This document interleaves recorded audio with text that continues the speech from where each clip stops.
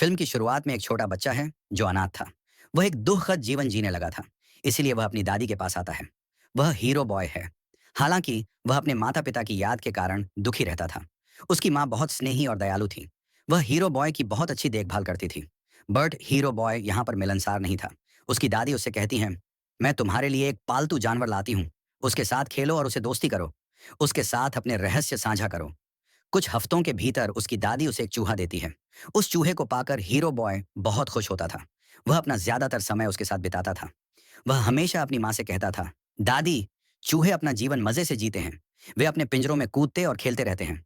एक दिन hero boy अपने कमरे में उस चूहे के साथ खेल रहा था। बाहर से एक चुड़ैल उसे घूर रही है। उस चुड़ैल की नजर अजीब थी। हीरो बॉय की दादी की हालत भी बिगड़ती जाती है। थोड़ी देर बाद वह ठीक हो जाती है। वह हीरो बॉय से कहती है, चलो बेटा, बाहर चलते हैं। फिर वे खरीदारी के लिए एक दुकान पर जाते हैं। जब हीरो बॉय अपनी दादी से थोड़ी दूर जाता है, तो एक महिला उसके पास आती है। वह वास्तव में चुड़ैल थी। वह हीरो बॉय को एक चॉकलेट देती है। वह वही चुड़ैल थी जो उस दिन उनके घर को घूर रही थी। वह हीरो बॉय से कहती है, प्यारे बच्चे, इधर आओ। वह उसे मंत्र मुग्ध कर रही थी। उस चुड़ैल के पास एक रहस्यमयी सांप भी था। इस बीच हीरो बॉय की दादी उसे समय होने पर बुलाती है। उसे देखकर हीरो बॉय उसकी ओर दौड़ने लगता है और वह चुड़ैल वहां से तेजी से गायब हो जाती है।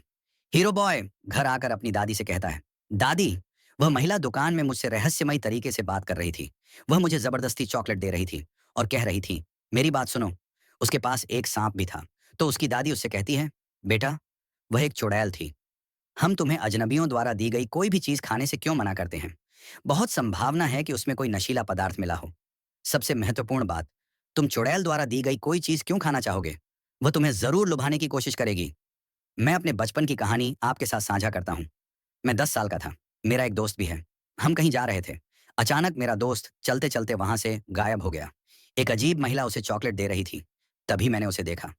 वह चुड़ैल थी। ये कहना बेहतर होगा कि वह चुड़ैलों की सरदार थी। तो मैं अपने दोस्त को लेकर वहां से चला गया। अगले दिन जब मेरी माँ मेरे बालों की पूंछ बना रही थी, मेरा दोस्त मेरी आंखों के सामने ही मुर्गे में बदल गया। इसका मतलब है कि उस चुड़ैल ने उसे श्राप दिया था। यह भी संभव है कि उस चॉकलेट में कुछ ऐसा था जो उसने खाया था। इसलिए मैं बचपन से ही चुड़ैलों से दूर रहता हूँ। अगली बार उनसे दूर रहना, कुछ भी नहीं लेना। जब कोई तुम्हारे पास आए तो मुझे सूचित करना। हीरो बॉय की दादी उससे कहती है, बेटा, हम जल्दी ही यहाँ से चले जाएंगे, क्योंकि हमारा घर चुड़ैलों की नजर में आ गया है और वह सबसे पहले निम्न वर्ग के लोगों पर हमला करती है। उनके घर के आगे एक होटल था। दादी का चचेरा भाई था जो उस होटल का कार्यकारी शेफ था और होटल मैनेजर से उसकी घनिष्ठता थी। उसे यह कहते हुए वह उसके लिए एक छोटा कमरा आरक्षित कर देती है। इसका मतलब है होटल मैनेजर एक नेकदिल इंसान था। दादी और हीरो बॉय उस होटल में शिफ्ट हो जाते हैं। वे जहां चाहें वहां जाने के लिए स्वतंत्र हैं। लेकिन फिर कुछ अजीब होता है। पहली नजर में कई चुड़ैलें उस होटल में प्रवेश करती हैं, क्योंकि वहां उनकी सभा है और उन्हें इसके बाद एक शानदार डिनर करना है। सभी चुड़ैलें बहुत आधुनिक थीं। वे वहां पहुंचकर मैनेजर से मिलती हैं। वे उससे कहती हैं, तुम जानते हो कि हम कौन हैं, तो हमारी सभा के लिए एक हॉल की व्यवस्था करो। दरअसल ये उनकी योजना है कि वे सभी बच्चों का अपहरण कर लेंगे। नहीं तो हम उन्हें जादुई फार्मूला वाली चॉकलेट खिलाएंगे। उन्हें खाने से सभी बच्चे जानवर बन जाएंगे, क्योंकि हमारे हिसाब से बच्चे बहुत बुरे व्यवहार वाले होते हैं और वे इस दुनिया में रहने के लायक नहीं हैं। अब हमारे पास बुरे व्यवहार वाले बच्चों की जांच करने के लिए ज्यादा समय नहीं है। इसीलिए हम सभी बच्चों को शिकार बनाएंगे। अब रात हो गई है और हीरो बॉय अपनी दादी से बात कर रहा है। बाहर बारिश हो रही है। हीरो बॉय पूछता है, दादी, चुड़ैलें कैसी दिखती हैं? उसकी दादी बताती है कि उनकी उंगलियां लंबी हैं, उनके नाखून गंदे हैं। यही कारण है कि वे दस्ताने पहनती हैं। वे गंजे हैं, इसलिए वे विग या बड़ी टोपी पहनते हैं। ये तथ्य सुनकर हीरो बॉय बहुत डर गया। जैसे जैसे तूफान बढ़ता गया, आखिरकार सुबह हो गई। हीरो बॉय दुखी था, इसलिए वह ग्रैंड हॉल में जाता है और अपने चूहे को खेलने के लिए ले जाता है। उसी समय सभी चुड़ैलें वहां इकट्ठा होने के लिए पहुंचती हैं। डर महसूस करते हुए हीरो बॉय खुद को वहां छिपा लेता है। ग्रैंड हाई विच उसे सूंघना शुरू कर देती है, लेकिन वह उसे कहीं नहीं पाती। इसलिए वह अपनी मीटिंग शुरू करती है। अब सभी चुड़ैलें कुर्सियों पर बैठ गई हैं और उनके सामने ग्रैंड हाई विच थी।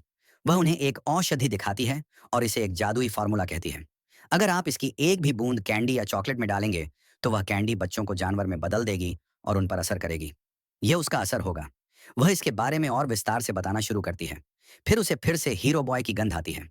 वह स्टेज को सूंघना शुरू करती है। इस समय उसकी नाक और चेहरा घिनौना और हास्यास्पद लग रहा था। आखिरकार वह ग्रैंड हाई विच थी, इसलिए वह स्टेज को उठाकर एक तरफ फेंक देती है। लेकिन स्टेज के नीचे कोई नहीं है। लेकिन उसके पीछे एक वेंटिलेटर विंडो थी, जहां उसकी मुलाकात हीरो बॉय से होती है। वह उसे पकड़ने के लिए दौड़ती है। तभी एक मोटा बच्चा वहां आता है, जो वहां मौजूद किसी मेहमान का बेटा था। सभी चुड़ैलें उसे पकड़ लेती हैं, उसकी ओर बढ़ती हैं। उसे खाने का शौक था। वह बच्चा एक छोटे चूहे में बदल जाता है और जल्दी से चॉकलेट खा जाता है। अब चुड़ैलों को भी उस चूहे को देखकर डर लगने लगता है, और वे उस चूहे को अपने हील वाले जूतों के नीचे कुचलने ही वाली होती हैं। तभी हीरो बॉय वेंटिलेटर की खिड़की से बाहर आकर उस चूहे को अपने वश में कर लेता है। लेकिन हीरो बॉय ने ऐसा करके एक गलती की थी, क्योंकि सभी चुड़ैलें उसे देखते ही उसे पकड़ लेती हैं। फिर वे उस जादुई तरल पदार्थ की एक बूंद उसके कान में डाल देती हैं। परिणाम स्वरूप हीरो बॉय भी एक चूहे में बदल जाता है। अब भारी भरकम बच्चे और हीरो बॉय के चूहे तुरंत वहां से भाग जाते हैं। उनके साथ हीरो बॉय का पालतू चूहा भी है। फिर पता चलता है वह एक छोटी बच्ची थी। चुड़ैल भी एक हिरनी में बदल गई थी, उसे चॉकलेट दे रही थी। उन तीनों में अच्छी दोस्ती हो जाती है, और वे कहते हैं, हम इन चुड़ैलों से बदला जरूर लेंगे। हीरो बॉय तुरंत अपनी दादी के पास जाता है और उसे बताता है, मेरी दादी ने चुड़ैलों को चूहे बना दिया था। वह कहती है, इन चुड़ैलों को जाने दो, वे मेरे बच्चों को चूहे बना देती हैं। मैं उनसे बदला लूंगा। अब हीरो बॉय अपनी दादी से कहता है, महत्वपूर्ण बात यह है कि जिस जगह पर ये चुड़ैलें रहती हैं, उसकी छत हमारे कमरे की छत से दिखाई देती है।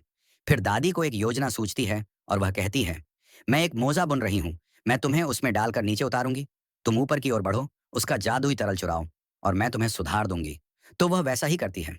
दादी अपने पोते हीरो बॉय को उस मोजे में डालती है। फिर वह नीचे उतरने लगती है। हीरो बॉय उस चुड़ैल से डर रहा है, लेकिन वह वहां नहीं है। उस औषधि को उठाते हुए हीरो बॉय वापस मोजे में आ जाता है।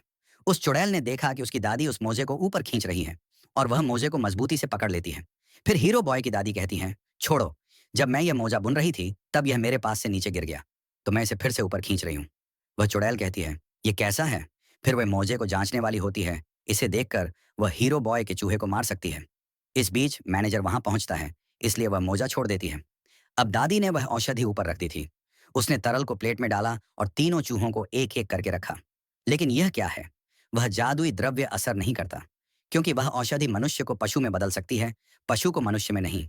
हीरो बॉय कहता है, दादी, हम ठीक नहीं हो सकते। क्यों ना हम इस औषधि को चुड़ैलों के सूप में डाल दें, जिसे वे पीने जा रही हैं।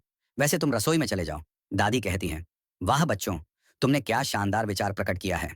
फिर वह तीनों चूहों को अपने थैले में लेकर रसोई में चली जाती है, जहां चुड़ैलों का सूप तैयार किया जा रहा है, और वह उस औषधि को उसमें डाल देती है। फिर होटल मैनेजर दादी को ऐसा करते हुए देखता है। वह पूछता है, क्या ये चूहे तुम्हारे हैं? अगर ये तुम्हारे पालतू जानवर हैं, तो इन्हें रसोई में नहीं ले जाना चाहिए। तुमने बहुत गंदा काम किया है।